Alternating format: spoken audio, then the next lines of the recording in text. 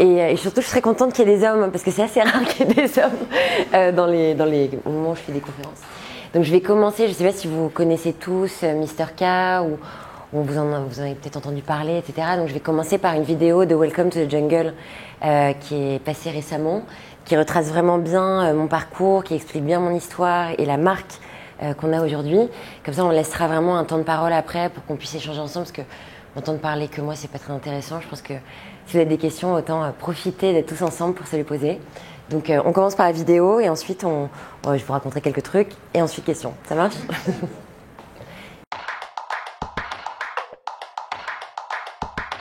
Le travail, ça doit mettre de bonne humeur. Je pense que c'est très important. Je m'appelle Charlotte, j'ai 32 ans, je suis parisienne et je suis fondatrice de la marque Mr K. Je suis née à Détroit aux États-Unis, dans la ville d'Eminem, et j'ai grandi à Paris. Quand j'étais petite, je voulais faire beaucoup de choses, notamment dresseuse de dauphins, et ensuite j'ai eu envie d'être pianiste, styliste, plein de trucs. J'ai été vendeuse, hôtesse d'accueil pour plein de salons, pour ensuite intégrer finalement ma passion d'aujourd'hui, une école d'art. J'avais 22 ans quand j'ai commencé à travailler. J'ai commencé en tant qu'assistante styliste pour une marque d'une créatrice qui s'appelle Aimstone. J'ai retenu de ces années-là plein de trucs hyper positifs, notamment pour entreprendre aujourd'hui. J'étais ultra couteau suisse, on faisait tout du sol au plafond, c'était une toute petite équipe. Et j'ai appris à bidouiller et à ne jamais me reposer sur des acquis. Mon cancer s'est manifesté quand j'avais 27 ans. J'avais un cancer de l'ovaire à un stade hyper avancé. Ma vie s'est un peu clairement chamboulée. J'ai eu 2 ans de traitement. J'ai continué à travailler pendant que j'étais malade. Alors je travaillais à un rythme beaucoup moins soutenu. Je devais intégrer donc l'équipe de Cézanne en 2013. Ils ont accepté que je bosse pour eux en freelance et d'attendre que mes traitements se terminent pour intégrer l'équipe en tant que salarié 2 ans plus tard. Ils m'ont dit un truc incroyable. Ils m'ont dit de toute façon on s'en fout, on t'attend. C'était hyper important pour moi de continuer à avoir un pied dans la vie des gens qui allaient bien. Quand on est malade, déjà on sait pas trop quelle va être la chute. Et le fait d'avoir eu un projet de travail, ça m'a quand même vachement motivée. Et ça me laissait penser qu'il y avait une suite après la maladie. J'ai rebondi parce que j'avais pas trop le choix. En fait, je me suis pas mal effondrée quand on m'a dit que j'étais en rémission. Et c'est vrai qu'une fois qu'on nous dit ok, maintenant vous retournez dans la vie des gens qui vont bien, je savais pas trop par où commencer. Je vais traverser un tsunami terrible et j'en avais jamais parlé à part à mes proches. Donc c'est comme ça que j'ai commencé à écrire mon blog dans lequel je racontais tout ce que j'avais traversé, mais pas que. Ce que je voulais surtout, c'était raconter les astuces qui m'avaient aidé à tenir. Le blog a fédéré une grosse communauté assez rapidement et c'est ça qui m'a donné l'envie de continuer à écrire et surtout d'imaginer un projet un peu plus loin. Et c'est comme ça que j'ai commencé ma première start-up qui s'appelait The Fighting Kit, les box pour se battre. C'était des box beauté qui regroupaient en fait toutes les thématiques pour s'accompagner pendant la maladie. Je parasitais tout ce qui existe dans le milieu de la beauty box pour le mettre au profit des malades. Ça a été hyper important d'entreprendre à ce moment-là après le blog parce que j'ai continué donc en tant que salariée. J'ai ressenti un peu un vide de me dire non mais en fait j'ai plus du tout envie de rendre de compte, j'ai plus envie de supporter la contrainte et pourtant Dieu sait que Cézanne a été ultra patient avec moi. Je pense qu'au fond de moi ça sommeillait cette envie de me lancer, d'oser et je me suis lancée parce qu'ils m'ont aussi vachement soutenue là-dedans. Après le lancement de Fighting Kit, j'ai donc lancé Mr K, ma marque de prêt-à-porter, qui existe maintenant depuis juin 2015. J'ai pu le financer grâce à KissKissBankBank. J'offrais à tous les participants, à tous les contributeurs, un petit bracelet avec mon mantra, avec écrit dessus Never Give Up. En plus d'être cool, parce que hyper fédérateur ce petit bracelet rouge, ça me permettait de mettre un pied dans un engagement encore plus grand en reversant une partie de nos bénéfices à la recherche contre le cancer. Et ensuite, j'ai commencé à dessiner une collection avec des modèles, avec des mantras autour de la résilience, donc pour se booster tous les jours. Faut être couteau suisse quand on entreprend, donc c'est les mails le matin souvent, et puis beaucoup d'Instagram, beaucoup de rendez-vous à l'extérieur, et autrement au quotidien dans mon bureau, maintenant c'est avec ma future associée que ça se passe. Je sais pas, on dessine tous les jours la suite. Non mais surtout pas de journée type, je déteste ça. Ma vision du travail, elle est assez vague, mais il faut surtout que ce soit de la liberté. Alors c'est une liberté un peu illusoire parce qu'on décide de son temps. C'est hyper stressant, hyper fatigant, mais hyper motivant. C'est 90% de mon temps, même la nuit, pendant que je dors, je rêve du travail. Donc ça fait partie intégrante de mon quotidien. Après, j'essaie de composer avec le reste, essayer de voir mes amis autant que je peux, promener mon chien autant que je peux. Enfin, je compose pareil. Mon rêve pour les années à venir, c'est que Mister K grandisse, évidemment, s'engage encore plus et surtout devienne la marque responsable, hyper désirable que les nanas s'arrachent. Et dans ma vie perso, ça c'est très intime, c'est d'avoir un enfant autrement parce que je peux pas en avoir par moi-même, donc ça c'est mon projet de vie. Juste pour que j'ai une idée, que je sois pas redondante, tout le monde ici connaissait Mister K ou pas du tout? Vous découvrez, c'était par curiosité, juste que je sache, si vous pouvez lever la main ceux qui connaissaient, comme ça je vais essayer de synthétiser. D'accord, donc c'est à peu près la moitié, quoi. Donc, pour ceux qui connaissent, je suis désolée, je vais me répéter un petit peu. Mister K, on est une marque donc, de prêt-à-porter engagée. On reverse 5% sur chaque vente de notre collection à la recherche contre le cancer, parce que comme vous l'avez compris, c'est mon histoire. Et aujourd'hui, on est assez fiers parce que depuis peu de temps, on a reversé plus de 15 000 € à la recherche.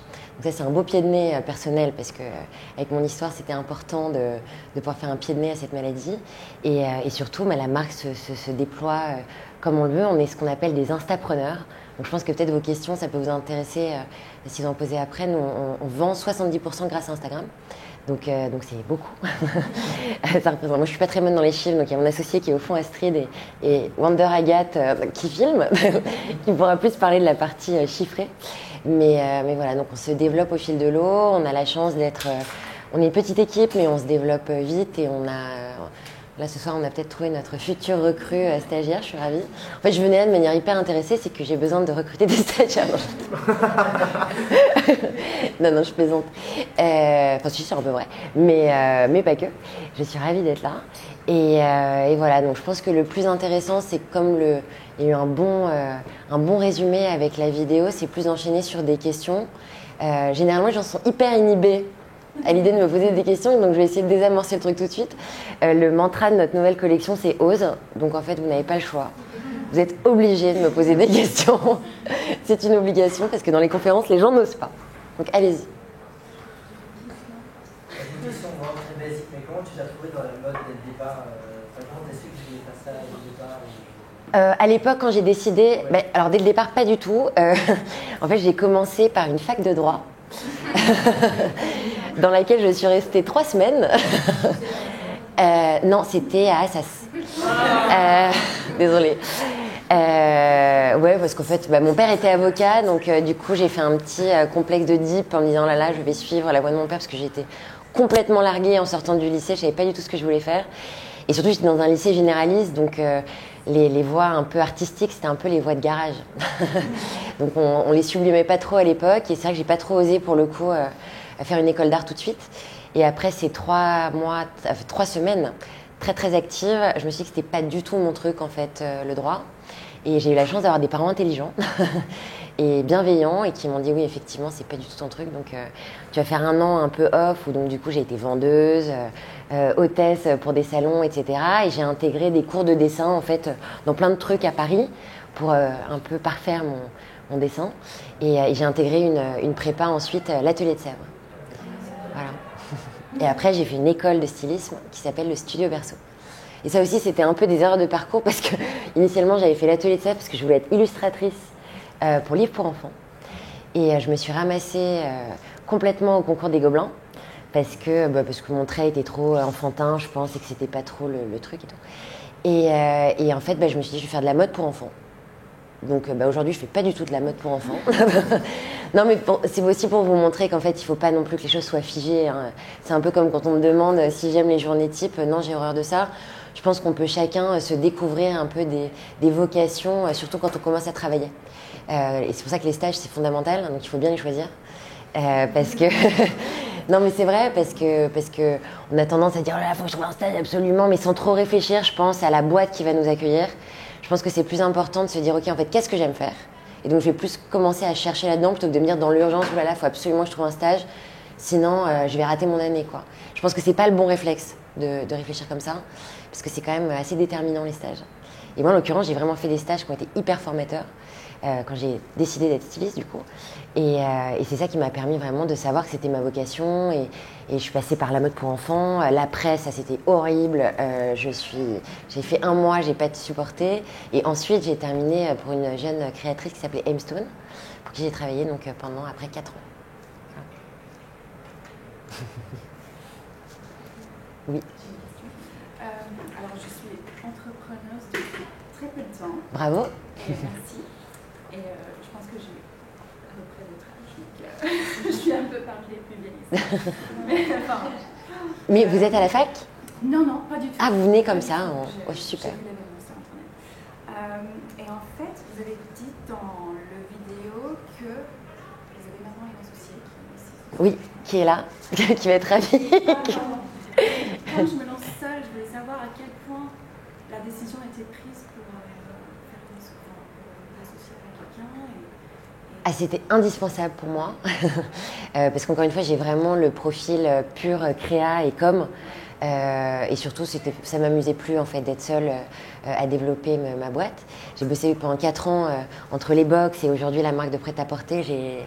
Ça a été 4 ans vraiment seule. Alors seule pas vraiment parce que j'étais hyper entourée par mon père qui était travailleur de l'ombre que j'ai pas mal exploité. Et ensuite, et Astrid, voilà, on est en train de s'associer et on est hyper complémentaires.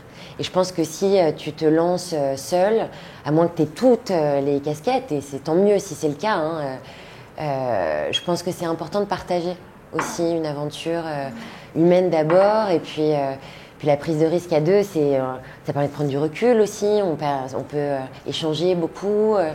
Je pense que c'est important, mais il faut bien choisir parce que Astrid, donc c'est ma nouvelle associée, mais j'ai eu une expérience l'année dernière d'une première association qui s'est mal passée. On s'est séparés au mois de juin et c'est voilà pareil, c'est un choix quand même qu'il faut un peu mûrir. Mais si tu en ressens le besoin, oui, il faut juste commencer à chercher.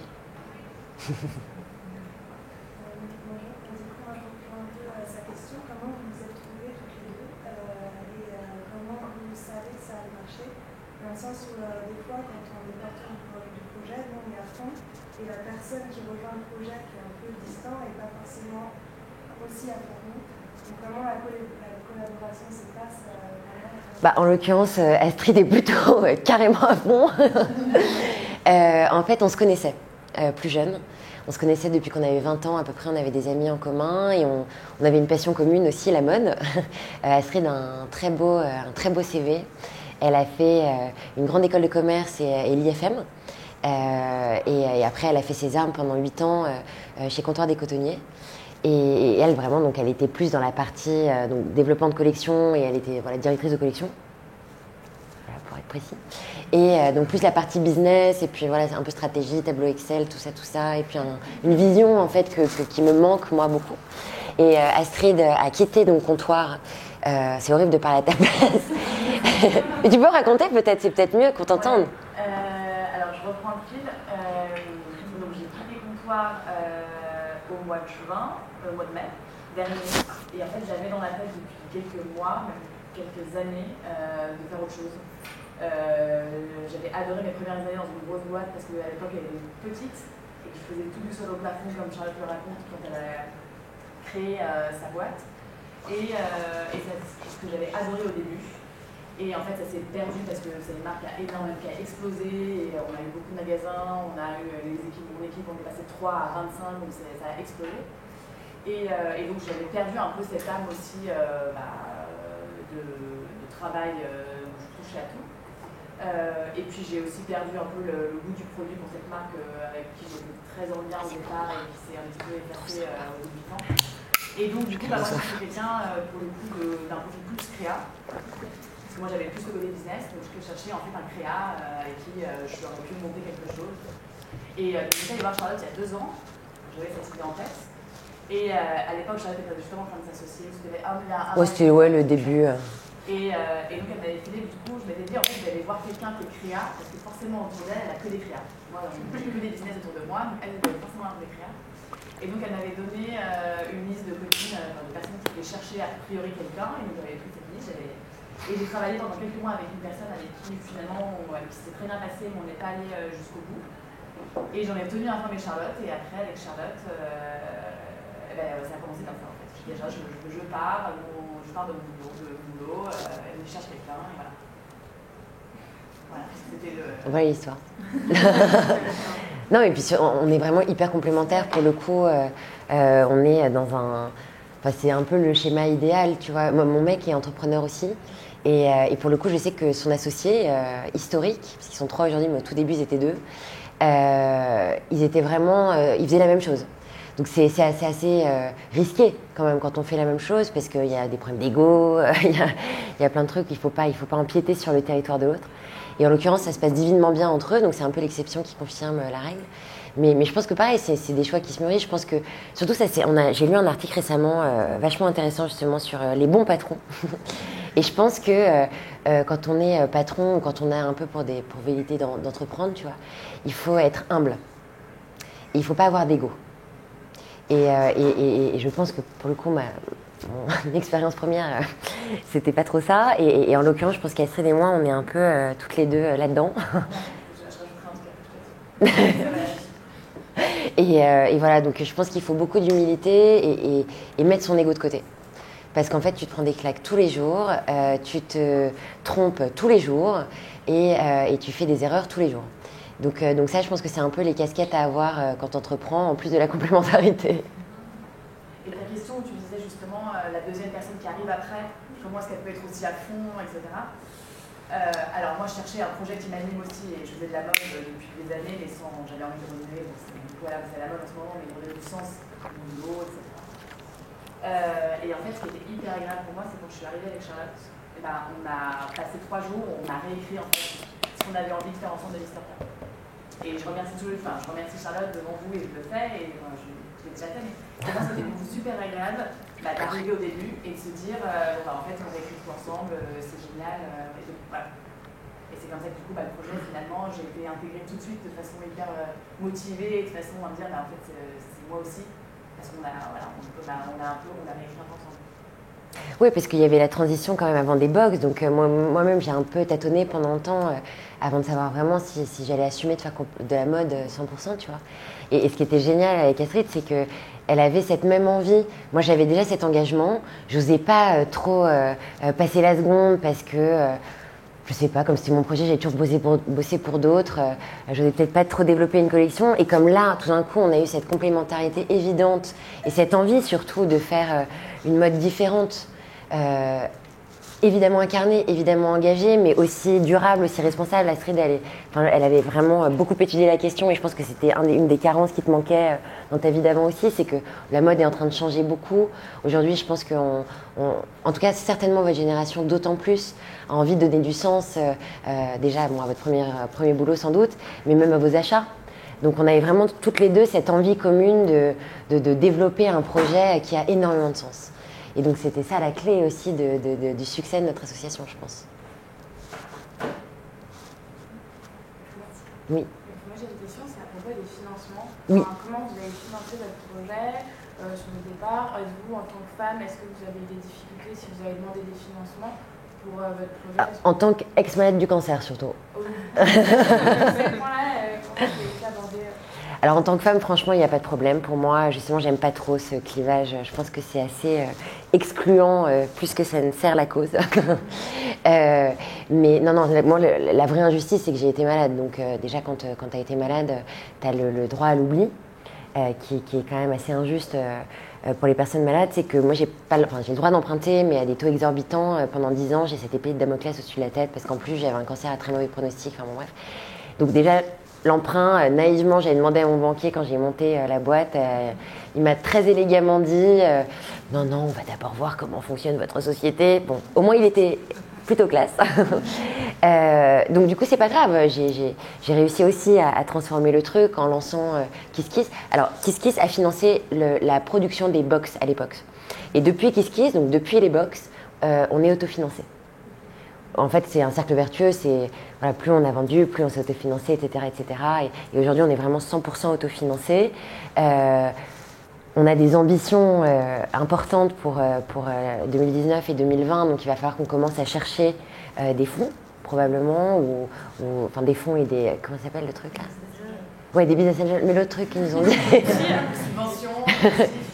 Oui, des subventions. Ouais, c'était celle que je cherchais. Comme vous voyez, il fallait vraiment que je m'associe. Parce que, par exemple, j'avais naïvement appelé la BPI un jour, à l'époque où j'étais seule. Et j'ai senti que la nana, on était vraiment deux mondes qui s'affrontaient, on parlait pas du tout la même langue et que là, ça allait être très très compliqué si je faisais ça toute seule. Donc là, cette année, il va falloir vraiment qu'on passe à la V2, même si c'est hyper vertueux d'être. Je suis hyper fière, franchement, qu'on s'autofinance depuis 2016. Et qu'on existe encore, ça relève même du miracle, sachant que j'ai géré quand même cette trésor toute seule longtemps. Mais voilà, donc oui, là il faudrait vraiment qu'on passe à la V2 sérieusement pour aller au bout de toutes nos ambitions. Vous disiez non seulement une marque engagée à travers le mantra, l'éducation, etc. Et du coup, pourquoi durable? On fait très attention à... En fait, non, c'est pas vraiment durable le terme, c'est qu'on est 100% transparent. C'est-à-dire que tous nos produits sont 100% traçables. C'est-à-dire que sur Instagram, par exemple, ce qui est génial d'ailleurs avec ce réseau, c'est que ça permet une transparence totale. En tout cas, si on est vraiment transparent, on peut filmer l'intégralité de nos ateliers. Donc on montre les couturières, on montre nos fournisseurs de tissus. Nous, on a une grosse unité de production en Pologne et au Portugal, donc beaucoup en Europe. Là, on est en train de chercher un atelier de maille en France. Parce qu'aujourd'hui, on travaille avec la Chine. Nous, on sait que notre atelier est 100% traçable et de très grande qualité. Mais je pense que la Chine fait peur. Et encore une fois, je pense que c'est pareil, c'est un peu comme tout, il faut quand même être juste aussi dans la manière dont on communique sur nos partenaires. Nous, on a la chance d'avoir un atelier en Chine qui travaille très très bien, qui a fait notamment le pull que je porte, qui a une très belle maille en 100% mérino. Et vraiment, les conditions de travail, on sait qu'elles sont respectées parce qu'on a un agent sur place belge qui va dans les ateliers, etc. Mais bon, on a vu que dans la tête de nos clientes, c'était quand même un frein. Donc du coup, on se pose la question maintenant de le faire en France.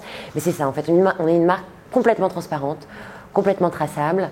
On raconte l'intégralité en fait de bout en bout avec la même, sans rien cacher. Oui, alors en plus il faut alimenter Instagram parce que c'est un peu la dictature quand on est instapreneur, c'est beaucoup de boulot. Oui. Moi j'ai une question par rapport à Instagram justement pour rebondir entre les deux. Ça vous fait pas peur entre guillemets par exemple d'être sur un réseau mais qui vous appartient pas entre guillemets avec je me pose la question, ouais, parfois. L'algorithme que vous maîtrisez pas forcément. C'est pas comme quand vous avez un blog on a la chance. Alors, pour le coup, on est très soutenu par Instagram. Non, mais vraiment, je sais pas si on peut parler de chance dans la vie. Moi, je pense qu'on crée sa chance. En l'occurrence, Instagram nous avait repéré parce que j'ai eu l'immense chance de rencontrer Sheryl Sandberg, qui a beaucoup parlé de nous depuis longtemps. Je ne sais pas si vous savez qui est Sheryl Sandberg. C'est la CEO de Facebook. Et en fait, elle nous a, donc ça a dû nous aider un petit peu quand même pour qu'Instagram s'intéresse à nous. Et en fait, il nous explique quand même que l'histoire de l'algorithme, c'est un peu biaisé, c'est pas complètement vrai. Alors bien évidemment, aujourd'hui, il faut sponsoriser des posts pour être plus vu. Mais nous, on a énormément de trafic naturel. Et honnêtement, là par exemple, le post qu'on a diffusé lundi sur notre engagement, on a commencé à le sponsoriser le lendemain parce que j'ai envie vraiment qu'on connaisse notre histoire et que, bon, il est visible le premier jour, mais on a eu quand même 1300 likes sans sponsoriser. Donc le trafic naturel, en fait, je pense que c'est aussi un peu une excuse que certaines marques doivent se chercher et se trouver. Je dis ça, j'en sais rien, mais parce que peut-être que le contenu n'est pas adapté. Je pense qu'aujourd'hui, il ne faut pas trop marteler les gens de manière agressive. Je pense qu'au contraire, quand on a une marque incarnée, il vaut mieux être sincère, avec les gens qui nous suivent, et puis peut-être pas que les marteler avec du produit. Il faut avoir des trucs à raconter. C'est ça qui crée de l'engagement. Moi, du coup, j'ai pas du tout Instagram, mais comment vous avez commencé la communication sur Instagram pour avoir autant de personnes qui vous suivent Alors, initialement, j'avais commencé sur Facebook, parce que j'avais un blog au départ, à l'époque où je racontais ma vie d'ancienne malade. Et Facebook était vraiment le bon réseau pour ça, parce que je diffusais des articles, donc c'était parfait. Et Instagram est arrivé plus tard, après KissKiss. J'ai commencé vraiment à développer Instagram en 2016, quoi, à peu près. J'étais pas très familière, donc j'ai mis du temps à comprendre comment ça fonctionnait. Et au départ, je n'osais pas montrer ma tête. Donc j'avais pas très bien compris le concept un peu ego trip. Voilà. Et puis en fait, je mettais naïvement tous mes dessins, parce que comme je suis illustratrice, je montrais mes dessins et ça avait un taux d'engagement pourri, donc c'était assez vexant. Et un jour, mon père m'a dit écoute Charlotte, quand même, tu as une histoire singulière. Une start-up aussi singulière, les gens ne savent pas qui tu es, n'ont jamais vu ton visage, peut-être qu'il faudrait commencer à t'exposer. Et c'est vrai qu'à partir de là, c'est aussi ce qui a permis à ma marque de se faire connaître et d'éclore, c'est quand on a pu mettre un visage aussi sur une marque et sur une histoire. Et c'est à partir de là où vraiment ça a commencé à démarrer. Mais je suis une marque incarnée, encore une fois, donc c'est différent. Toutes les marques ne peuvent pas faire ça. Moi j'ai une question, c'est au niveau des stocks. Oui. Parce que je trouve ça hyper intéressant. Astrid est partie. Non, mais c'est pas une question technique, mais c'est le fait de prévenir avant quand les stocks vont arriver, de faire des genres de rabais, de tout cet engagement-là. C'est parce qu'avant, par exemple, juste de poster un produit, de le publier sur le site, etc., ça marchait pas, ou c'est pour créer de l'engouement? C'est quoi la logique derrière Alors la logique, c'est qu'on a deux parties en fait de propositions sur le site. On a une partie en stock. Donc ça, où on sait, on commande nos quantités, etc. Ça, voilà. Et on fait donc, ce qu'on appelle aujourd'hui les réservations. Les réservations, c'est parce que nous sommes autofinancés. C'est pour être sûr de... C'est pour être sûr. En fait, c'est comme, je ne sais pas si tu connais Asphalt, qui fait de la précommande. Et nous, on a mis ce système en place. En fait, c'est pas comme Asphalt parce qu'on ne fait pas de la précommande sur le long terme. On fait des réservations sur 1 mois et demi, 2 mois pour avoir le produit parce qu'on est obligé de ne prendre aucun risque aujourd'hui parce qu'on est autofinancé. Mais notre but à terme, c'est pas de continuer ce système de réservation. À terme, c'est vraiment d'avoir du stock en permanence. Aujourd'hui, on le fait parce qu'on ne peut pas se permettre d'avoir un produit qui ne marche pas. Donc on anticipe, on demande à notre communauté, ça la fait aussi beaucoup participer parce qu'on leur demande leur avis, on leur explique sous toutes les coutures les produits qu'on lance, etc. Donc ça permet aussi vraiment de fédérer notre communauté. Mais en fait, je pense que contrairement à beaucoup de marques, nous, il n'y a pas eu vraiment de stratégie marketing derrière. Tout s'est fait un peu au fil de l'eau, en fait, en fonction des demandes aussi. Nous, on met vraiment notre communauté au cœur de toutes nos prises de décision. Et c'est plus en fonction de ce qu'elle nous soumettait qu'on s'est adapté. Parce que je trouvais ça super parce que ça donnait envie de regarder comment le produit était fait. Bien sûr. Là, en ce moment, il y a la story en Pologne que j'ai adorée, c'était génial. Mais je trouvais ça donnait vraiment envie d'aller voir ce qui se passait sur les réservations. Bien sûr. Voilà. Donc moi, j'ai trouvé ça très intéressant. Donc toi, c'est un modèle qui te... Aussi, moi, je ne connaissais pas avant qu'il y a les préparations. C'est Alice, je l'ai introduite, mais ça donne envie d'aller voir ce qui se passe sur le site, ça donne envie de comprendre comment le produit est fait. En fait, je trouve que le storytelling, il est très bien fait. D'accord, mais c'est intéressant parce que tu vois, on se pose beaucoup la question justement oui, c'est bien qu'on ait des retours parce que Astrid et moi récemment, on s'est justement beaucoup posé la question sur les réservations parce que le marché de la femme, Asphalt, c'est un carton. Mais l'homme est beaucoup plus patient que la femme et non, mais c'est vrai sur l'achat compulsif. L'homme est plus prêt à attendre, je pense. Et on se posait vraiment cette question, est-ce que c'est un modèle qui est pérenne dans le temps ? Est-ce que les nanas, justement, n'ont pas l'impression qu'on essaie de les frustrer ? Non, justement, nous, aujourd'hui, on fait ça vraiment parce qu'on n'a pas le choix, pour des raisons financières. Mais le jour où on aurait plus d'argent, justement, l'idée, ce serait qu'on arrête la réservation. Mais peut-être que finalement, c'est aussi une bonne idée. Vraiment, c'est une question qu'on se pose beaucoup, de savoir si c'est un modèle qu'on doit continuer ou pas. Je vais rebondir sur la question de ma fille. Moi, Je suis la posée. Elle a tout bon. J'adore. C'est que j'ai fait un peu plus de droit que toi. J'ai atterri aussi dans une marque de prêt-à-porter. Je suis complètement autodidacte de la mode. Je pourrais donner des tuyaux sur la fabrication de la maille en France, parce que moi, je fais de maille. Ah, génial. Voilà. Mais non, mais c'est génial, attends. Tu arrives toujours à atteindre le minimum pour fabriquer. Sous combien de temps tu fabriques, en fait, les productions? Alors, j'étais directrice de prod avant. Chez Hemstone pendant 5 ans. Pendant 4 ans, 4-5 ans. Je sais pas les quantités que tu fais, j'imagine. Nos minimums sont de 50. Ah oui, donc on a des tout petits minimums de commandes. Et on les atteint toujours. Oui, on a 0 stock. On a 0 stock. Et au niveau des modèles, il y a combien de modèles par collection? Si tu peux parler de collection, parce qu'il y a des renouveaux. Je sais pas, en ce moment, on a quoi? Une vingtaine, quoi. entre 25 et 30 références. D'accord. Et ça bouge tous les combien? Vous arrivez à faire... Il y a des nouveautés qui arrivent grosso modo tous les mois. Tous les mois, 2 mois. Les grosses nouveautés, c'est intéressant, cette question. Ça arrive à 5-6 modèles et c'est de plus en plus grand et ça c'est cool. Je dirais que c'est tous les 2 mois et après c'est dans France. Des petites nouveautés qui apparaissent. Donc tu arrives à produire assez rapidement Oui. sans avoir des prix exorbitants, parce que j'ai vu que les prix étaient Oui. Mais parce que c'était mon métier depuis très longtemps et je pense que si j'avais débuté sans savoir, ça aurait été plus compliqué. Là, en l'occurrence, déjà, quand je suis tombée malade, en fait, au moment où je travaillais encore chez M-Stone, et la plupart des fabricants aujourd'hui à lesquels on travaille me suivent aujourd'hui et savaient que j'avais été malade. Donc, je pense qu'ils ont aussi voulu participer à ce projet parce qu'ils avaient été sensibles à mon histoire. Donc, ça a aussi beaucoup aidé, je pense. Non, mais c'est vrai, parce que je connais la réalité aussi de la prod. Hein. Après, en revanche, dans les tissus, on a des minima assez classiques, hein, c'est 300 mètres, 500 mètres, ça on les commande, donc c'est pour ça qu'on fait de la réservation sur tout ce qui est à façon.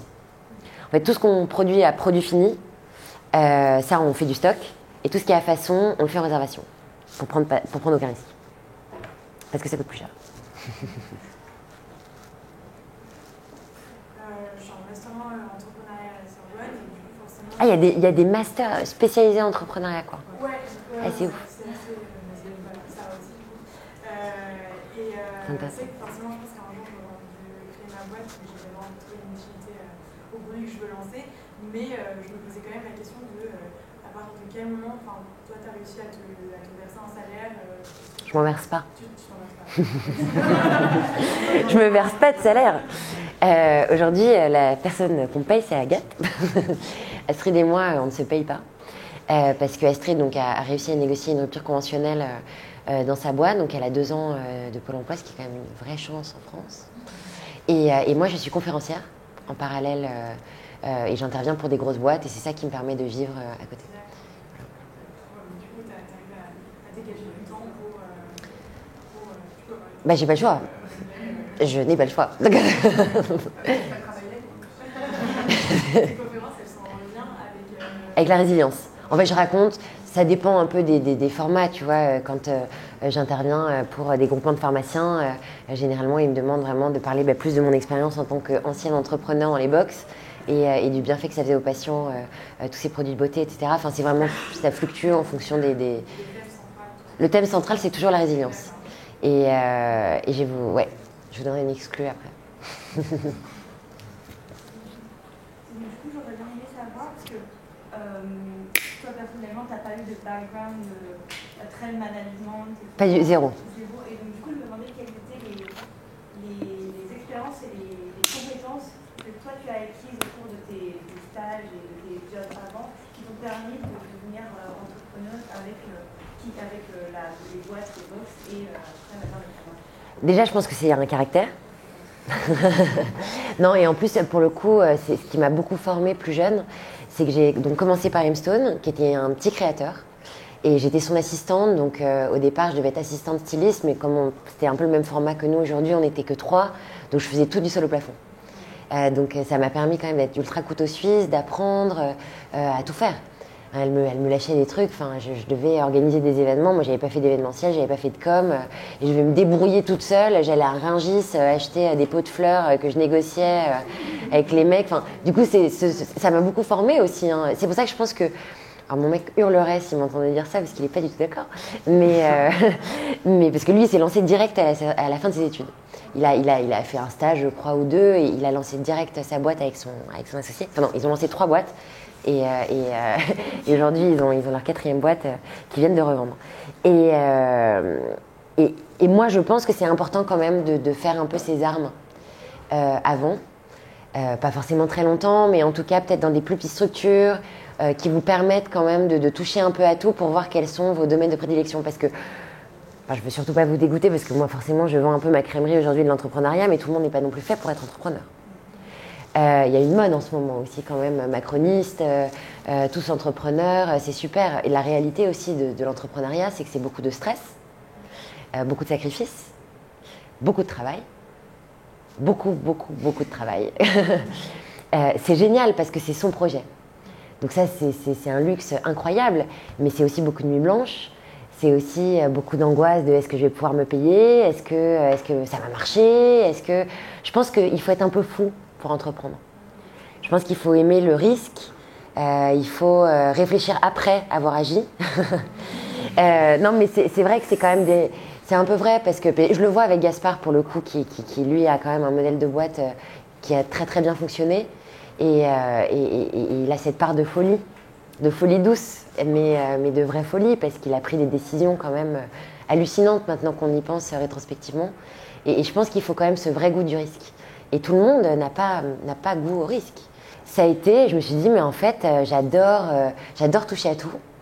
Je l'ai fait dans tous mes boulots avant, parce que j'ai commencé au tout début de Cézanne. En fait, j'étais leur première styliste, je devais être leur première salariée. Et j'avais dessiné la première collection des composantes à Cézanne.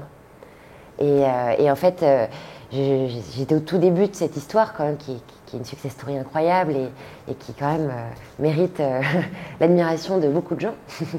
Et j'avais vraiment toujours bossé que dans des profils comme ça de boîtes qui débutaient. Donc c'est comme ça aussi que ça m'a formée. Mais au fond de moi, je me disais non, mais moi je suis une très bonne exécutante, j'ai pas du tout envie. Et en fait, si. J'avais qu'une envie, c'était de me lancer et d'oser. Et la maladie m'a permis de me dire, ok, en fait, dans la vie, t'as qu'une vie, quoi. Donc, vas-y. Et quel futur tu vois pour la marque Le futur, qu'on grandisse, évidemment, qu'on s'engage encore plus. J'aimerais beaucoup, j'aimerais qu'on ait une équipe quand même plus grande, parce qu'aujourd'hui, on fait à 3 le boulot de 10 personnes. Donc, ça serait quand même bien qu'on réussisse à se staffer de plus en plus. Là, on est en train de postuler pour intégrer le réseau Entreprendre. Donc, on est dans les premières étapes. On vient de faire notre BP. Astrid a fait notre BP. Je l'ai évidemment... moi, j'ai écrit et elle a rempli tout ça. Et voilà, il faut qu'on grandisse. Je ne peux pas vous raconter en teasing toutes nos ambitions, mais ce que j'aimerais à terme, c'est qu'on ait nos ateliers en interne. Ce que j'aimerais à terme, et là c'est à très court terme, parce que ça va arriver au mois de mars, ça ne m'intéresse pas qu'on soit qu'une marque de mode. Je pense qu'aujourd'hui, c'est ce que je disais un peu d'Instagram, tu vois, c'est ce truc de... Je pense qu'il ne faut pas marteler les gens avec que du produit. Je pense qu'il faut aussi apporter, comme on veut donner du sens, je pense qu'il faut aussi apporter du sens un peu plus loin. Puis, encore une fois, mon histoire singulière permet ça, je pense. On va lancer notre propre académie de conférences à partir du mois de mars, qui va s'appeler en exclusivité, je ne l'ai jamais dit pour l'instant, la Dream Big Factory. Et à partir de là, donc, on fera des ateliers justement autour de thématiques, avec du coaching, et sur l'accomplissement en général, pas uniquement sur l'entrepreneuriat, parce que je trouve ça très discriminant de dire que tout le monde a vocation à être entrepreneur en ce moment. C'est très respectable de vouloir l'être, mais il ne faut pas discriminer ceux qui n'ont pas envie de l'être. Et je pense que voilà, en ce moment, les startups sont un peu en mode tous entrepreneurs. Non, il faut aussi... l'accomplissement, c'est pas forcément entreprendre, ça peut être plein de trucs. Et donc moi, j'ai plus envie qu'on se dirige vers ça. Donc c'est ce qui va arriver au mois de mars. Quels étaient les outils ou plateformes qui vous ont vraiment aidé à communiquer ? Instagram et d'avoir un très bon responsive. Responsive. En fait, pardon, je pense que la nouvelle génération est hyper geek, ça me fait plaisir de voir que je vous apprends des trucs. En fait, tu sais, ton site internet, quand tu es sur ordi, ça s'appelle format desktop. Et sur téléphone, c'est le responsive. Donc, c'est-à-dire que c'est vraiment le format le plus instinctif possible. Et nous, il nous fallait un très bon responsive, parce que 70% donc, de notre trafic vient des réseaux sociaux et d'Instagram. Donc il fallait qu'on ait un responsive ultime. Et ça se taffe beaucoup. Nous, on est passé, alors si il y a des entrepreneurs en herbe et que vous comptez lancer un site internet, ne faites pas mon erreur, lancez tout de suite un Shopify. Ne passez pas par d'autres plateformes que Shopify. Parce que aujourd'hui, on a un WooCommerce hébergé avec OVH et puis on est sur WordPress. Alors aujourd'hui, on maîtrise très très bien parce que ça fait 4 ans que je suis dessus, mais simplifiez-vous la vie, passez sur Shopify. Le responsive est tout de suite super et c'est hyper bien fait. Donc, faut passer là-dessus. Shopify, en fait, c'est... alors, je ne vais pas te dire le mauvais terme, mais en gros... C'est un SaaS, c'est une plateforme. Voilà, c'est le... Ouais. Le SAS. Le SAS, voilà, c'est bon. Le SAS. Je peux pas te faire un cours sur exactement ce que ça veut dire. Ah, je pensais que c'était un site intermédiaire comme Asos. Ah non, Shopify, c'est... En fait, nous, notre site, c'est mrk.fr. Et on est sur WooCommerce pour notre plateforme de vente. Tout notre contenu est intégré sur WordPress. Et on est hébergé chez OVH. En gros, c'est l'hébergeur du e-commerce, finalement, Shopify. Exactement. C'est comme un Wix. Ouais, c'est un Wix, voilà. Global du shopping. Ce qui fait du shopping. Voilà. Qui a une plateforme d'achat, tu vois, déjà intégrée. Parce que nous, par exemple, on a plein de trucs. On a Stripe qu'on a dû intégrer à notre site internet, alors que sur Shopify, tu as directement un truc de paiement qui est intégré à leur truc. Alors, ils prennent une com, du coup, directement. Bon, et je suis pas webmaster, donc mais voilà. Allez sur Shopify. D'ailleurs, pour faire mise en place du site, etc., vous avez fait appel à quelqu'un pour ça, ou Oui, bien sûr. Bah, j'ai appris moi-même WordPress parce que tout le contenu, on le met nous-mêmes et on a envie quand même d'avoir la main parce que le jour où... Ça aussi, le monde des webmasters est un joyeux monde de gens pas toujours très fiables. Et du coup, moi, je me suis fait planter quand même par 3 webmasters dans toute ma jeune carrière d'entrepreneur. Et pour le coup, c'est un cauchemar, quoi. Et notamment un qui m'a planté à un moment de lancement et mon site n'a pas marché pendant 3 semaines. Et je devais faire mes commandes par téléphone. C'était très, très, très compliqué. Donc, il faut vraiment que vous soyez le plus autonome possible sur votre site pour ne pas être dépendant de quelqu'un. Donc, nous, on essaie vraiment maintenant d'avoir la main autant que possible. Il y a bien sûr des trucs qu'on ne peut pas gérer, tu vois, mais il faut quand même être le plus autonome possible parce qu'on ne peut pas dire cette partie, je la délègue. Et ça, c'est aussi un des trucs quand on est entrepreneur, c'est qu'il faut savoir tout faire dans sa boîte. Déjà parce que le jour où vous allez embaucher, il faut être crédible. Et donc dire, en fait, ça, je te dis pas juste de faire ce truc parce que j'ai envie, c'est chiant. Non, je sais le faire. Moi, je sais que ça prend 10 minutes. Donc, je vais te former, mais c'est hyper important d'avoir touché à tout. On n'est pas expert de tout. Moi, je suis vraiment pas, loin de là, expert de beaucoup de trucs. Mais j'ai dû toucher à tout et c'est très important. Parce qu'on devient plus légitime et surtout, on maîtrise mieux sa propre boîte pour prendre aucun risque. Parce que je joue la débile avec les histoires c'est un peu aussi mon storytelling, mais bon, je suis quand même pas arrivée là par hasard non plus. Si ma boîte fonctionne, c'est que je suis pas complètement débile non plus. Et il y a quand même quelques trucs que j'ai appris sur le tas. Mais c'est important d'en tout cas maîtriser et de bien s'entourer.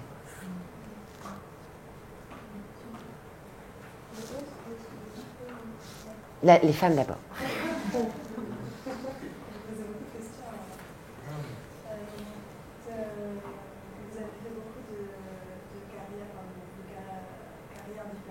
Oui.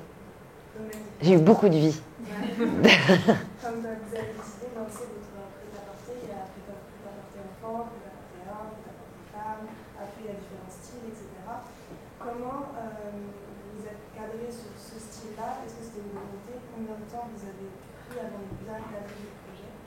Parce que, en fait, moi, je rallonge ma question, mais je suis aussi en création d'entreprise, donc c'est encore tous les deux, c'est vraiment embryonnaire. Et mon problème, c'est que quand on commence, on a envie de tout faire, on a envie de toucher à tout, on se dit je vais faire ça. Même quand on est dedans, tu sais. Et pour restreindre, des fois, c'est pas toujours facile et ça prend du temps. Et moi, je vois que je change beaucoup de concepts finalement. Et on a du mal à se fixer. C'est pour ça que c'est important de bien s'entourer. Et c'est important de... Je pense que le premier truc qu'un entrepreneur doit faire, c'est ne pas être dans la défiance. Ne pas se dire, je garde mon idée, j'en parle à personne, j'ai une idée révolutionnaire et tout. J'en parle pas parce que j'ai trop peur qu'on me la pique. Surtout pas. Il faut en parler. C'est indispensable. Parce que même si quelqu'un a la même idée que toi, c'est tant mieux, ça veut dire que vous y avez pensé à deux, donc ça veut dire qu'il y a un marché. Et que tu feras mieux que celui qui voulait faire la même chose que toi. C'est encore plus motivant. Mais c'est hyper important de confronter vraiment son idée, parce qu'on a tendance à un peu s'embourber dans ses idées. Et parfois manquer de hauteur aussi. On peut s'entêter beaucoup. Et je pense qu'il ne faut pas s'entêter et trop perdre de temps sur une idée qui n'est pas bonne. Et pour ça, ce qui est génial, c'est une fois que ton projet est un peu arrivé à maturité, une fois que tu as commencé à demander plein d'avis, moi je préconise vraiment de faire des campagnes de financement participatif, parce que c'est la meilleure manière de tester quand même ton marché. Et si tu te ramasses, C'est peut-être que ton idée était peut-être pas assez aboutie ou que, bon, au moins, tu sais que tu allais dans la mauvaise direction, mais c'est pas grave. Tu vas réfléchir autrement, peut-être mieux, peut-être une autre idée. Et c'est vraiment important d'en parler, de demander des conseils. Parce que il faut que les gens se mettent... Enfin, tu peux pas te mettre à la place des autres. Tu vois, moi, l'idée des box, quand je l'ai lancée, ça a d'ailleurs été génial que je fasse Kiss Kiss parce que c'était vraiment une idée que j'avais eue chez moi, tu vois. Et j'en avais parlé à mes copines, mais mes copines, elles sont pas du tout objectives, forcément. Elles me disent toujours, c'est super, tu vois. Et c'est vraiment Kiss Kiss qui a transformé la réalité parce que ça a été hyper vertueux. Je me suis rendu compte que, bah oui, d'autres gens trouvaient ça bien, etc., etc. Donc, c'est important d'en parler. T'as lu?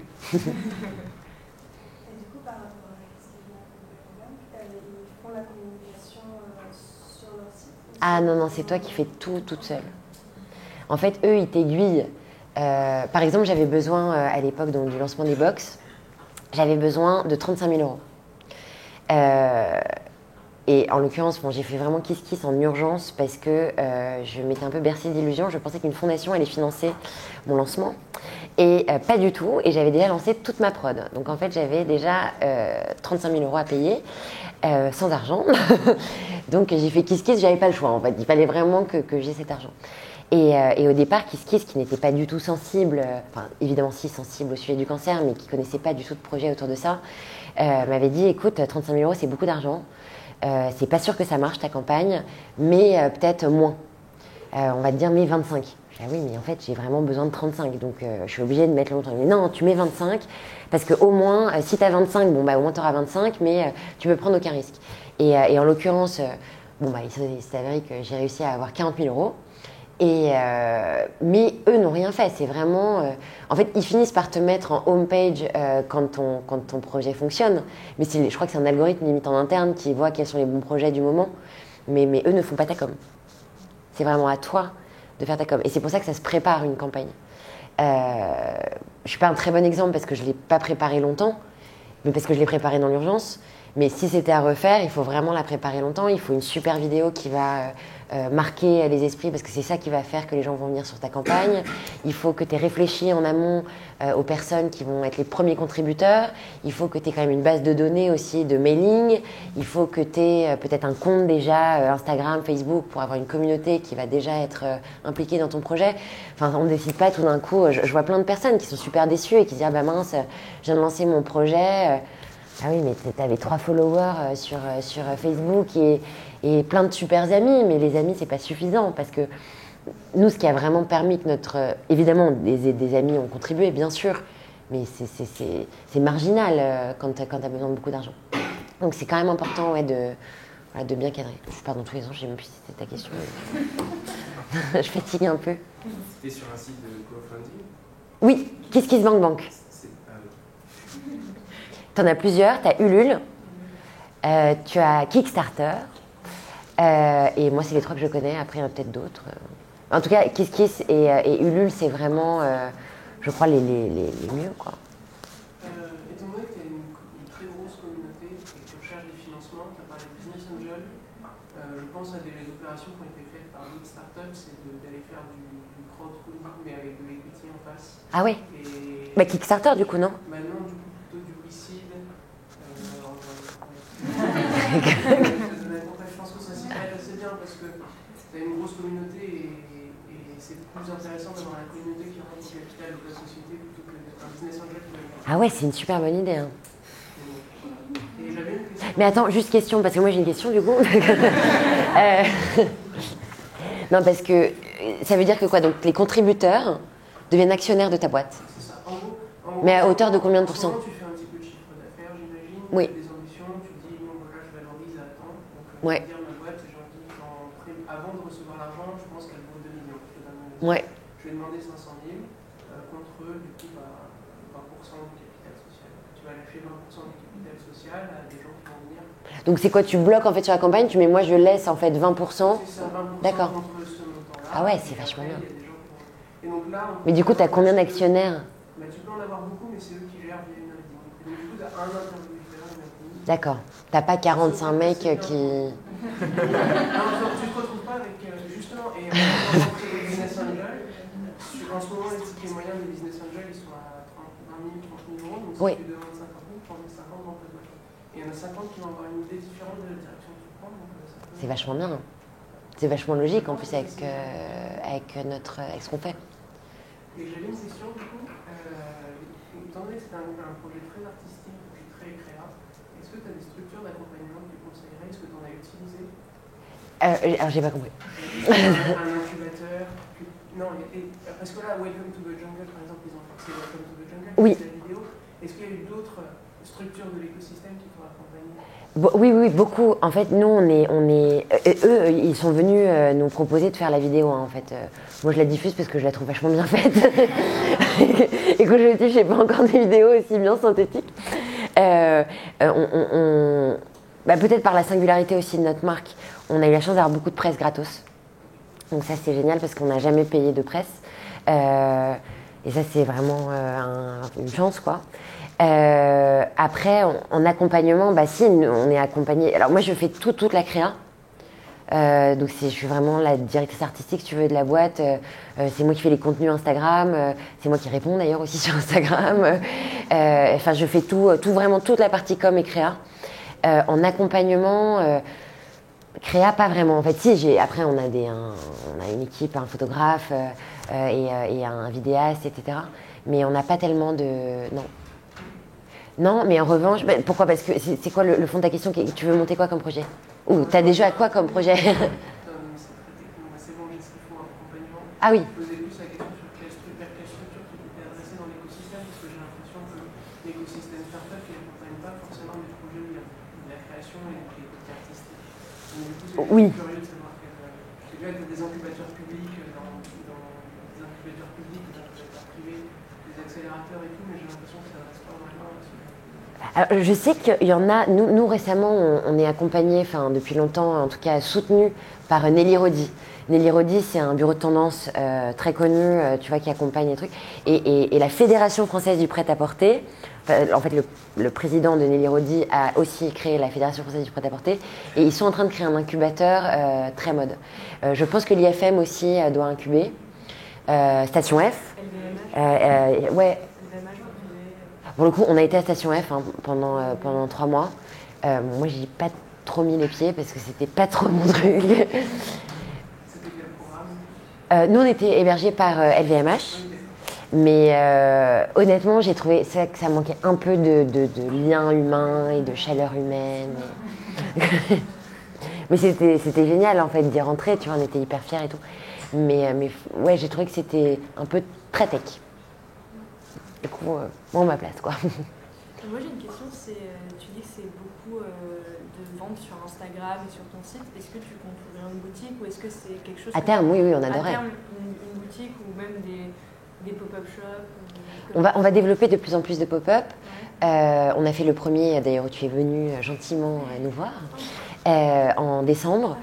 Et on va en faire d'autres, bien sûr, là. Et justement, par le biais de cette factory qu'on est en train de lancer, ça va aussi être un moyen, tu vois, de nous, d'avoir notre communauté qui se déplace. Parce qu'en fait, on fait déjà des shootings d'ambassadrices. On prend en photo nos clientes et on leur donne rendez-vous. Donc, on a été complètement dépassés par les événements, là, au mois de décembre. Je m'attendais pas, en juin dernier, on avait eu 12 nanas qui étaient venues, 12 de nos clientes qu'on prend en photo dans nos vêtements et qu'on met après sur nos réseaux sociaux. On fait des appels d'ambassadrices sur notre Instagram. Et celui de décembre, on a eu, je sais pas, 40 nanas qui ont débarqué. Et donc c'était génial, mais on n'était pas du tout préparés à autant de filles. Et pareil, tu vois, c'est le genre de truc où les filles viennent aussi pour acheter. Donc c'est assez vertueux et pour elles et pour nous. Et enfin voilà, ça, on est dans un... Je peux juste finir est-ce que par rapport à, par exemple, ce qu'a fait le slip français dans leur développement, est-ce que c'est quelque chose tu veux tendre vers ça ou Alors sur quel modèle du slip? Parce qu'ils ont fait beaucoup de... Pas de faire du slip, mais non. Ils ont fait beaucoup en ligne. Maintenant, ils ont beaucoup de boutiques. Magasins. Est-ce que la façon dont eux, ils ont développé, avec l'ambition du coup d'être en France aussi, c'est quelque chose qui va être dans le futur ou il n'y a pas encore de choses définies, c'est au fur et à mesure on va commencer? Je t'avoue qu'on apprend un peu à marcher en marchant chez nous. Si, à terme, j'adorerais qu'on ait... Alors moi, il y a un modèle de boîte que j'admire beaucoup qui s'appelle Reformation, qui est un peu, pour moi, le mec plus ultra de la mode responsable et hyper cool et qui a des points de vente de Maboule. Enfin, c'est un modèle qui, moi, me parle beaucoup et qui a des ateliers en plus en interne. Enfin, c'est franchement un modèle. Regardez, hein, c'est assez étonnant, cette marque Reformation. The Reformation, c'est la révolution de la mode responsable. Et la fille, elle est incroyable, quoi. C'est plus vers ça que j'aimerais qu'on tende. Et est-ce que tu comptes faire des collabs ou ce genre de trucs? Parce que souvent pour vous aussi, j'ai l'impression que... Oui, alors on nous le dit beaucoup. Alors aujourd'hui, faute de temps, on n'a pas tellement... on s'est posé la question de faire des maillots de bain, tu vois, là, la semaine dernière. J'ai naïvement appelé une copine en disant « Tiens, on ferait peut-être une collab de Emma ». Elle a dit « Non mais ma poule, t'as pas compris. Ça sera pour l'année prochaine parce que là, on est beaucoup trop tard dans la saison. » Donc oui, à terme, il faudrait qu'on fasse des collabs. Je pense qu'encore une fois, il faut qu'on soit un peu plus staffé. Voilà. Genre avec des influenceuses et... Non. D'accord. Ils sont faits avec quoi? Avec des marques. Avec des marques et les influenceuses, j'aimerais des gens qui ont des choses à raconter. D'accord. Vous n'avez pas du tout, vous n'avez pas de boutique, vous vendez que par Instagram. Est-ce que vous avez envisagé par exemple de le faire juste en détail dans des petites boutiques Non. qui vont vous proposer? Non. Et sinon, je sais que par exemple, il y a The Braderie, c'est un Ouais, ça me dit un truc. aussi, et en gros, ils font des ventes privées sur des petites marques françaises ou des marques. T'entends, Agathe? Une Agathe qui Attends, parle. elle parle d'un truc qu'on peut noter, parce que j'ai peur de ne pas retenir, j'ai un peu une mémoire de... Ils vont faire des ventes privées flash sur des petites marques et ils font ça, il n'y a pas longtemps, ils ont fait un truc par rapport à les Hélène, des Loïc, je crois, enfin bref, ils ont plein de petites marques, mais juste pour un temps donné, et ça met en valeur la marque, je trouve ça super cool. Et donc, The Braderie. vous rentrez vraiment dans leur code, mieux pour ça. Et... Carrément. Ouais, Ah ouais? Je sais pas pourquoi elle est du coup, donc j'ai pas rencontré grand monde là-bas. Mais ça s'appelle The Braderie, Agathe. T'as entendu du coup? Oui. Sur le même principe, vous pouvez faire aussi de l'emprunt participatif. Ah oui. Encore un landing. Dans l'exemple de l'Endopolis. C'est le même principe, vous appuyez sur une communauté, mais là c'est de l'emprunt. Sauf que l'avantage c'est que vous appuyez sur la communauté, donc ça peut aussi... Sans donner de part. Sans en donner de part, c'est le gros avantage. Maintenant, c'est à voir si c'est dans la logique de business plan, mais le gros avantage, le premier avantage, c'est que vous ne perdez pas le contrôle de votre entreprise. Il y a aussi dans une logique qui est un peu plus tech, mais qui peut vous correspondre, c'est Cryptown, qui est une société française, K-R-P-T-O-W-N. En fait, l'intérêt, c'est de faire des levées de fonds via la technologie de la blockchain. Mais en fait, pour faire très simple, c'est que vous ne perdez toujours pas de part. C'est le principe en fait, d'émettre des jetons de ce qu'on appelle des tokens, que les personnes après vont s'échanger sur un marché secondaire. Et en fait, c'est là que la valeur va être impactée par votre réussite. Et contrairement à des ICOs, là c'est pas... Ah, je ne sais pas ce que c'est. Des quoi? Donc en fait, c'est le principe d'un IPO, mais avec des tokens. Ah, je sais pas ce que c'est. Non mais dites-moi, expliquez-moi. L'IPO, c'est quand vous mettez en bourse. Initial Public Offering. Ah oui, d'accord. Vous d'émettre en fait des actions. Et en fait, avec la technologie de la blockchain, vous avez des ICOs, qui est le principe d'émettre des actions, mais via la blockchain. D'accord, j'ai compris. C'est toujours le principe de perdre en fait d'un départ. Sauf que là, cette technologie, ce qu'ils ont développé chez Cryptown, c'est justement de ne pas perdre les parts, en fait d'émettre des jetons mais qui ont une valeur par rapport, parce que c'est indexé sur la réussite de votre entreprise. D'accord. Et l'intérêt pour vous, c'est de lever des fonds assez rapidement, sans perdre de part. Et ils ont leur première levée de fonds, qui a été finalisée il n'y a pas longtemps, c'était 450 000 € sur une entreprise qui s'appelle Taco, et qui ont fait du taxi, etc. D'accord. Ils ont commencé il y a quelques semaines, mois, et ils ont pu atteindre l'objectif qui était de leur fourchette. Basse ou haute, je ne sais plus. En tout cas, ils ont une bague à fourchette ou des fourchettes, et en fait, je crois qu'ils ont réussi à se trouver. Donc l'avantage pour vous, c'est que c'est pareil, c'est toujours une logique de réussite, de visibilité, de communauté. Mais surtout, c'est très vertueux, je trouve, un peu comme Kiss Kiss, tu vois, c'est qu'il y a vraiment ce truc où nous, on a vraiment au cœur de notre marque le fait de faire participer aussi les gens. Donc je trouve ça très cohérent de diriger vers ça. Ouais.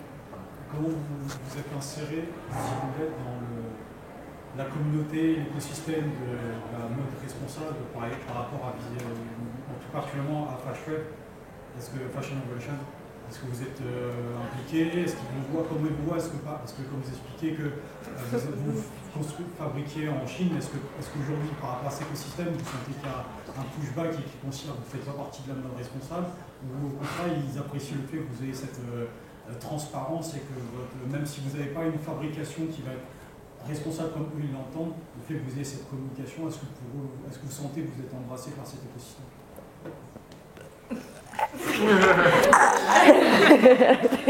Il y a eu beaucoup de mots que j'ai pas tous compris, mais je vais essayer de comprendre. Vous voulez dire par rapport à notre communauté ou par rapport à l'écosystème de la mode? La mode responsable. La mode responsable. Je sais qu'ils ont des valeurs assez spécifiques et ça va être... Oui.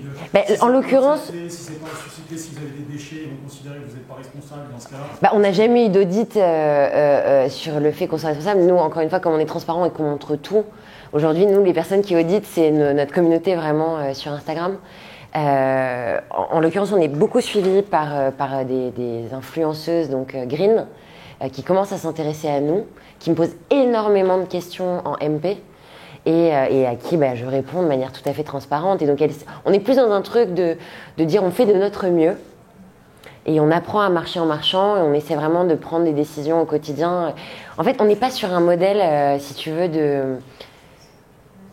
Bon, encore une fois, j'ai pas fait une école de commerce, si tu veux, j'ai pas fait tout ça, donc moi j'apprends vraiment à marcher en marchant et j'ai des convictions qu'on partage grâce à Instagram. Après, c'est vrai qu'on n'a pas, on s'est pas autoproclamé, si tu veux, marque responsable. C'est plus par sens du monde qui avance et on essaie de faire évoluer la marque dans ce sens-là. Mais on apprend à marcher en marchant. Vous connaissez Slow We Are? Slow We Are, oui.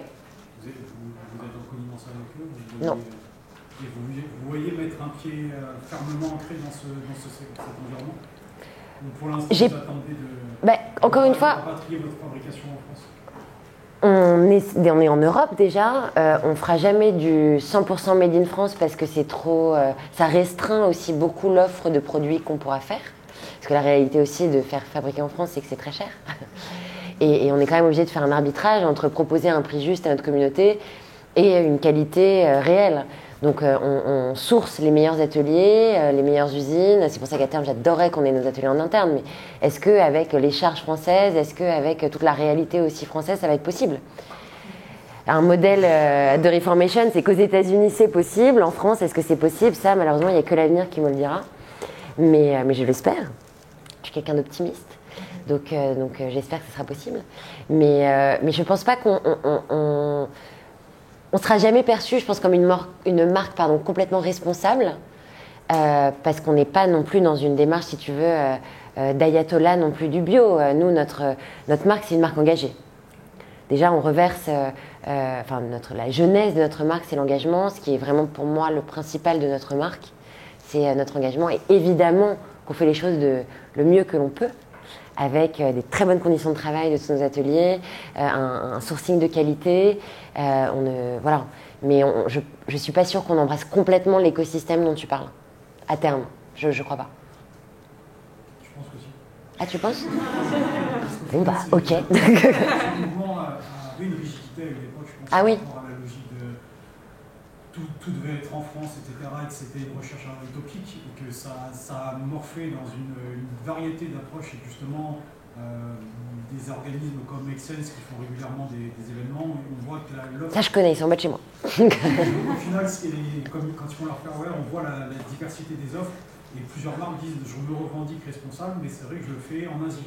Par contre, la même logique que vous dites, c'est on le fait dans des ateliers où on sait que la rémunération va être importante, et l'exemple c'est par exemple Veja, qui avec sa fabrication en Amérique du Sud, on sait qu'on par rapport à ce que certains veulent, on ne pourra pas le faire en France.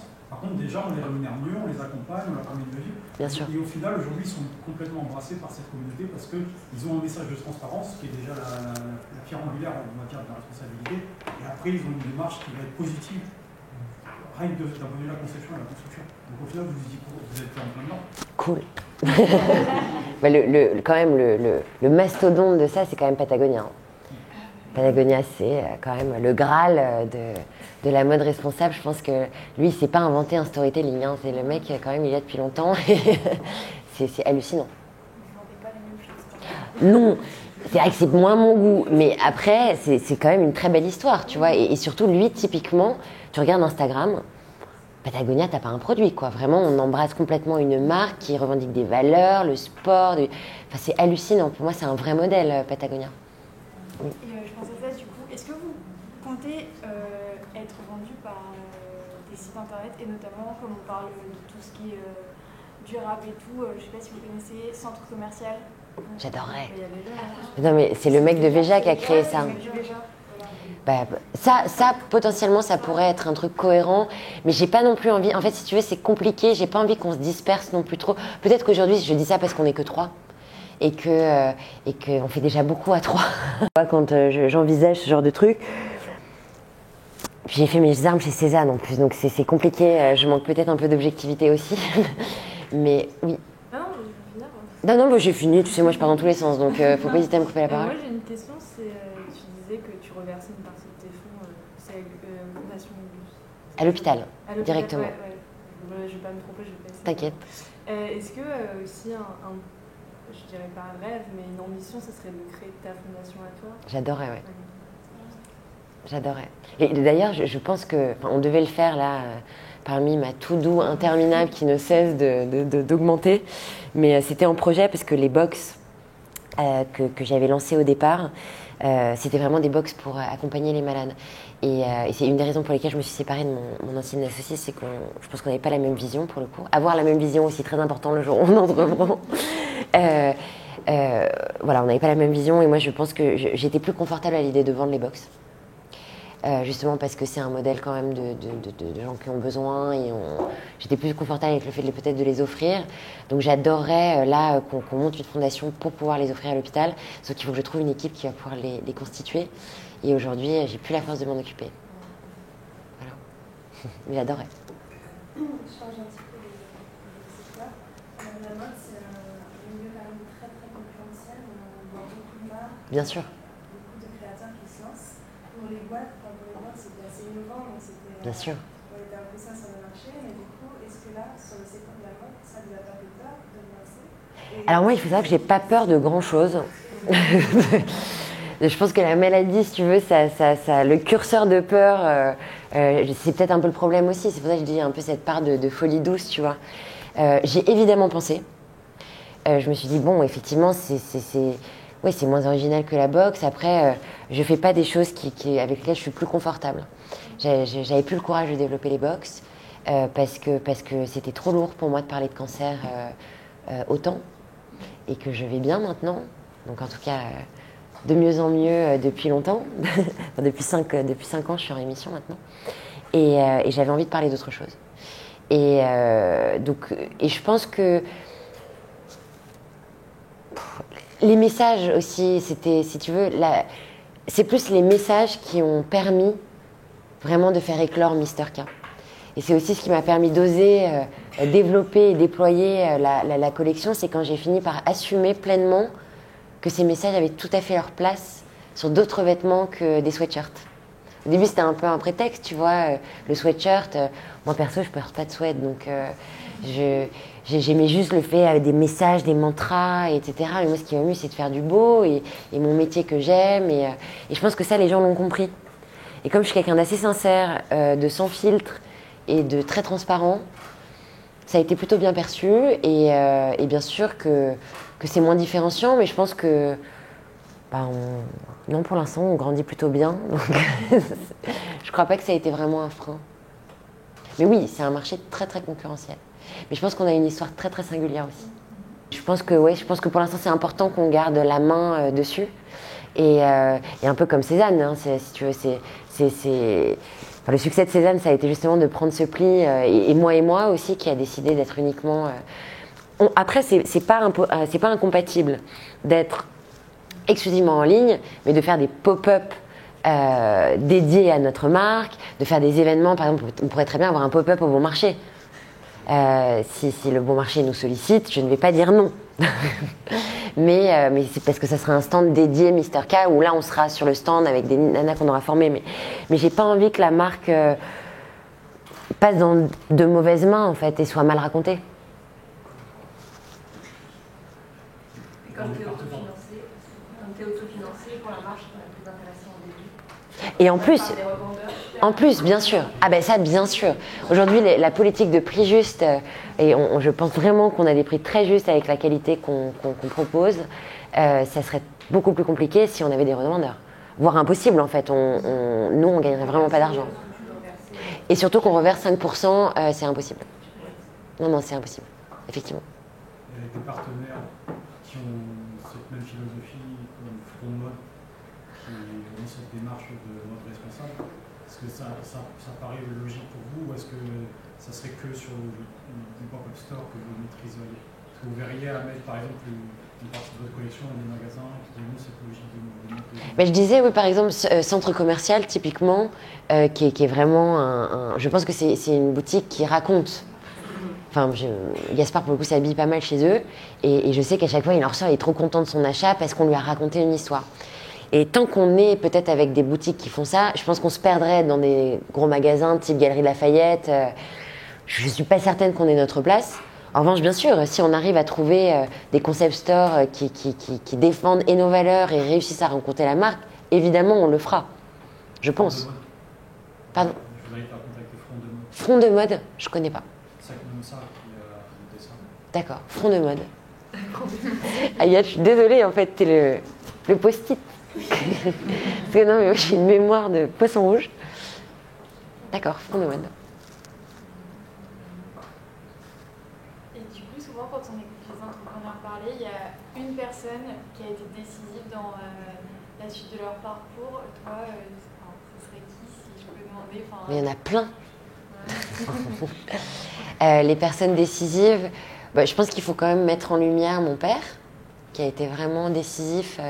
Mon papa a été logisticien pendant quand même 3 ans. Il a emballé beaucoup de paquets. Il a été beaucoup à la poste. Il a écrit mes pactes d'actionnaires, parce qu'il est juriste au départ, il faisait de la fusion-acquisition. donc c'était pas vraiment sa vocation de faire de la logistique. Donc mon père a joué une part très, très, très, très importante. Et après, c'est plein de briques. Notre communauté, évidemment, nous permet de grandir aussi. Tu vois, c'est pas langue de bois, c'est vrai. Sans eux, on n'aurait pas pu être là. Et KissKissBankBank aussi. Je sais pas s'il y a une personne en particulier. Peut-être une qui t'a donné envie de te lancer, en fait. C'est Morgane, de Cézanne. Ah ouais. Morgane, pour le coup, elle a été très, très intelligente avec moi. Parce que quand j'étais salariée, donc pour elle, après mes traitements, je suis arrivée trop vite chez elle, en fait. J'ai commencé à travailler une semaine après la fin de ma dernière chimio. Donc, beaucoup trop tôt. Et parce que je me sentais redevable, parce qu'il m'avait attendue pendant 2 ans. Donc j'avais envie de rejoindre l'équipe rapidement, etc. Et vraiment, j'étais pas à ma place, ça me plaisait pas du tout. J'avais pas du tout envie de faire ça, j'avais pas envie de rendre compte, etc. Et elle m'a prise avec des pincettes tous les jours. Elle venait me voir, elle plantait sa graine, elle me laissait venir à 11h30. Enfin, vraiment, j'étais l'enfant pourri gâté de la boîte, quoi. C'était scandaleux.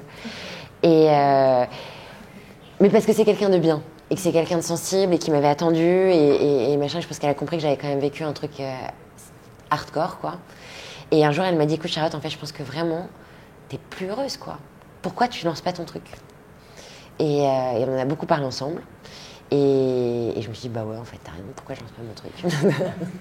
Et du coup, j'ai lancé mon truc. Voilà. Donc Morgane a une part importante. Et Corentin, son associé aussi, qui m'a beaucoup conseillé. Dernière question. Non, mais je sais pas quelle heure il est, parce que je commence à avoir faim. Moi aussi, j'imagine.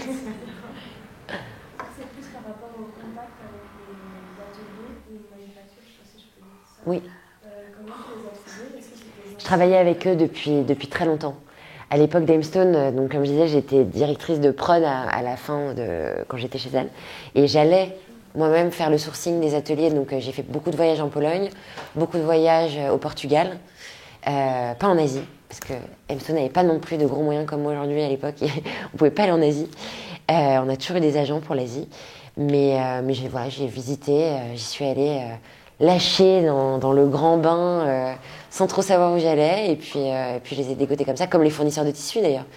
Je me souviens qu'Alix, à l'époque, ce qui m'a beaucoup aidé, parce que ça m'a appris à être débrouille, je savais pas qu'il fallait acheter des tissus, je savais pas où est-ce qu'il fallait les acheter, etc. Puis un jour, elle m'a dit, bah, écoute, tu prends un pass pour Première Vision, qui est le salon de Villepinte du tissu, c'est-à-dire hall 5. Enfin, il y a 5 halls, donc avec que des rouleaux de tissu et des stands de rebrac et tout. C'est gigantesque, et elle m'a lâché là-dedans. Elle m'a dit, il faut que tu me trouves de la dentelle, il faut que tu me trouves des imprimés, il faut que tu me trouves un jacquard, il faut que tu... Alors là, je me suis retrouvée là-dedans, j'étais panique à bord. Et puis, je me suis débrouillée. Donc, voilà. J'ai appris un peu toute seule. À Villepinte. C'est la semaine prochaine. Si tu veux y aller. C'est du 12 au 14... du 12 au 14 février. Et je te conseille, si tu veux y aller, de prendre tes passes tout de suite. Parce que c'est beaucoup moins cher en ce moment que si tu y vas le jour où ça ouvre. C'est très très cher, les passes de... Ah, peut-être que si t'es étudiant, c'est moins cher, je sais pas. Le Première Vision, c'est très cher. Mais du coup, t'as approché certains contacts dans le salon, t'es allé les voir. Ah j'allais sur le stand en disant bonjour. En plus, pour le coup, c'était une petite marque, donc je disais, bon, voilà, on va commander 50 mètres, 300 mètres. Donc là, ils me regardaient, bon, ok, c'est nul. Et puis, ouais. Mais c'était pas directement un rapport, je veux m'associer avec vous, c'était juste une commande ponctuelle, c'était pas... C'est des fournisseurs de tissus, donc de toute façon, c'est des vendeurs, si tu veux, ils nous vendent de la matière. Donc eux, ils ont tout intérêt à travailler avec nous. Enfin, ils préfèrent travailler avec des marques un peu plus grosses, mais en l'occurrence, il y en a beaucoup qui sont hyper bienveillants et qui m'ont vu arriver. J'étais toute jeune, j'avais 22 ans. Non, j'avais 21 ans, je crois d'ailleurs, le premier salon que j'ai fait. Et j'étais, larguée, quoi. Donc je pense qu'ils m'ont prise aussi sous leur aile. Les gens sont bienveillants, en fait, si on est bien élevé. Je crois. Vous avez plus de questions, vous êtes sûrs? La dernière. Il y en a qui n'ont pas posé de questions. Hein. Est-ce que vous allez regretter? Des questions, c'est bon. Ne regrettez pas. Aucun regret?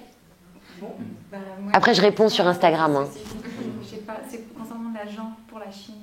Oui. Est-ce qu'il y a des réseaux? Enfin, déjà, j'ai la Première Vision, mais pour trouver des agents. Alors, à Première Vision, tu vas pas trouver d'atelier. À Première Vision, tu vas acheter de la matière. Oui, mais pour rencontrer des gens qui pourraient peut-être me mettre en relation avec des agents, je me suis dit peut-être. Si j'étais cruelle, je te dirais la même chose que ce que moi j'ai fait. Ouais. C'est Internet, chercher. Non mais vraiment. Ah bah oui. Parce que, je sais pas, c'est un peu flippant, Internet, parce qu'on n'a pas de... Tu regardes les avis, tu compares. Parce que là, pour le coup, j'ai beaucoup de filles qui me contactent sur Instagram et qui me disent j'aimerais votre contact d'usine. Il faut savoir que non, on ne donne pas ces contacts d'usine parce qu'on a mis beaucoup de temps à les trouver. Et même si je suis quelqu'un de plutôt bienveillant, je suis quand même aussi partisane de il faut un peu se débrouiller. Et je te jure que si tu cherches, tu trouves. Bon courage. Non, mais après, il faut que tu te renseignes parce qu'il y a des salons. J'ai jamais fait de salon pour le coup de fabricants. Ouais. Il y a des salons de fabricants? Il y a des salons de fabricants. Ouais. Il y a un bouquin qui est bien qui s'appelle Mode Design, je sais pas. Le Modem? Modem, voilà. Où il y a tous les noms d'agents, il y a aussi des fabricants, il y a des. Donc il faut essayer de choper. Mais je pense que vraiment tu trouves. Si tu as des bons contacts avec des fournisseurs de tissus, ils peuvent aussi t'aiguiller et te dire. Exactement, bien sûr. Première Vision, typiquement, en fait, il faut aussi beaucoup de culot dans la vie et oser, encore une fois. Et être plutôt bien élevé, en tout cas, c'est important. Mais souriant aussi, ça aide. La meilleure chose à faire, c'est de demander où ils livrent leurs tissus, s'ils bien sûr. S'ils ont des choses à vous. Enfin, bien sûr. Voilà, parce que si tu rentres avec un fournisseur, en fait, tu rentres avec la voie royale parce qu'ils ont l'habitude de livrer, c'est quelqu'un de sérieux, etc. Donc après, il est sûr que tu sois sérieuse aussi. Mais de rentrer par un fournisseur de fil ou de tissu, c'est la meilleure voie pour rentrer dans une usine parce que eux, ils livrent le tissu, le fil dans les usines, donc ils connaissent. Bien sûr. Et ils ont pas d'intérêt. Et puis ils connaissent, bien sûr, et puis ils sont bienveillants, franchement. Les fournisseurs de tissus, honnêtement, c'est tous des potes, quoi. Ils sont, c'est des gens bien. Quelqu'un qui commence peut devenir gros aussi. Bien sûr. Certains, alors je pense que ça a un peu changé, heureusement. Mais en l'occurrence, ceux qui ont commencé à bosser avec Cézanne et qui leur ont fait confiance depuis le début, je pense qu'ils sont assez contents d'eux. Et ils ont bien fait d'être sympas quand Cézanne commandait 50 mètres. Bien sûr. Bien sûr, évidemment. Évidemment. Bien sûr. à l'échelle de ton parcours, et puis c'est comme ça que tu vas terminer aussi. Voilà. Mais je pense que c'est important que tu fasses tes armes là-dessus toute seule aussi, parce qu'il faut que tu te rendes compte. Tu vois, c'est vraiment un parcours initiatique. Non, personne ne peut te le faire pour toi. Parce que te mâcher le travail, ça ne serait pas te rendre service non plus. Non, mais Mais vraiment au salon. Déjà, à première vision, je suis désolée parce que tout le monde n'a pas envie de faire de la mode, donc c'est un peu mono-sujet là, mais à première vision, c'est peut-être ma marre si t'es Non, t'inquiète pas, ça va. À première vision, t'as plusieurs stands, donc c'est les stands de tendance. Et donc, tu as des morceaux de tissu accrochés un peu partout sur les trucs de tendance. Donc, déjà, tu vas aller là-bas. Tu vas aller sur les trucs de tendance. Tu vas aller regarder il y a des numéros accrochés sur chacun des petits bouts de tissu qui te donnent des stands qui sont liés au numéro du bout de tissu qui t'a plu. Et tu vas commencer comme ça. Et un tissu va te plaire, et puis tu vas aller voir sur le stand si c'est bien. Et puis, tu peux aussi, tu vas prendre quand tu vas arriver à l'entrée, tu vas demander le petit catalogue de première vision et tu vas regarder. Il y a une partie où il y a écrit les fournisseurs qui acceptent entre 0 et 100 mètres. Non, j'ai déjà bien ciblé. Ben voilà.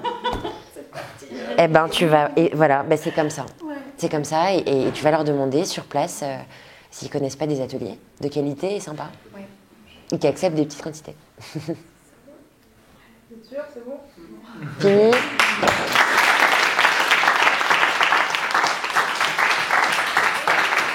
Merci beaucoup. Déjà, on veut te remercier tous.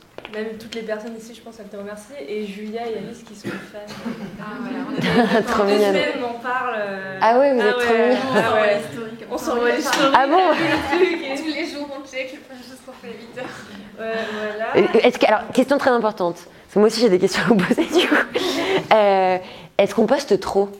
Non, alors, super drôle parce qu'on a fait une conférence. La conférence qu'on a fait avant, c'était Valentin Richard de Coup d'État, c'est une formation de The Family, qui a dit on poste jamais assez. Faut bombarder. Oui, mais est-ce que c'est pas un peu agressant parce que quand tu suis Mister K, Par exemple, là, moi je suis grave à l'histoire. Tu regardes si j'en ai pas raté une. Ouais, la story sac. Ah ouais, c'est marrant. La story sac en plastique, là, j'ai adoré avec les réponses de tout le monde, comment ils les utilisaient. Ah oui, voilà, c'est génial. C'est génial. Et pourtant, il y en avait. Parce qu'on fait participer. Ouais, aussi. voilà. Ouais, mais nous on c'est hyper important, bien sûr. Nous, on demande de participer, ils ne participent pas. Donc postez trop quand vous n'avez pas assez d'interaction par contenu. C'est-à-dire que si tu veux que tu aies une visibilité du contenu en lui-même et qu'au final, il est noyé dans 10 ou 15 ou 100 autres, c'est que tu postes trop. D'accord. Tant que tu n'en es pas là, quand tu considères que tu n'as pas perdu au niveau de l'interaction, c'est que vous êtes bien. Ah, ok. Non, mais si c'est plus cette question un peu, je me mets à la place des gens, genre si moi j'étais quelqu'un qui connaissait pas Mister K, est-ce que ça m'agresserait pas un peu? Parce qu'on poste vraiment beaucoup. Oui, je pense. Ouais, je pense. On peut faire un sondage d'ailleurs. Au fait, vous trouvez pas qu'on poste un petit peu trop? Moi, je sais qu'il y a, par exemple, l'atelier de Fury, ils font que les jeans, mais genre français, dans un petit atelier, etc. Et ils montrent justement la production, et je trouve ça super intéressant de voir comment le produit est fait, et on sait où on l'achète, etc. Et ça, c'est vraiment hyper important. Et aujourd'hui, les gens le cherchent, de le trouver dans les marques, et que vous présentiez, c'est vraiment important et c'est intéressant. Cool. Donc, tu as quelque chose à dire? Ouais. On a toujours des choses à dire toute la journée. Donc ouais, c'est la fin de la Merci beaucoup. Classe. Merci à toi. Et puis pour tous les autres, on a aussi des réseaux sociaux. On a aussi un Facebook, on a aussi un Instagram, on a aussi un LinkedIn, on a tout ce que vous voulez.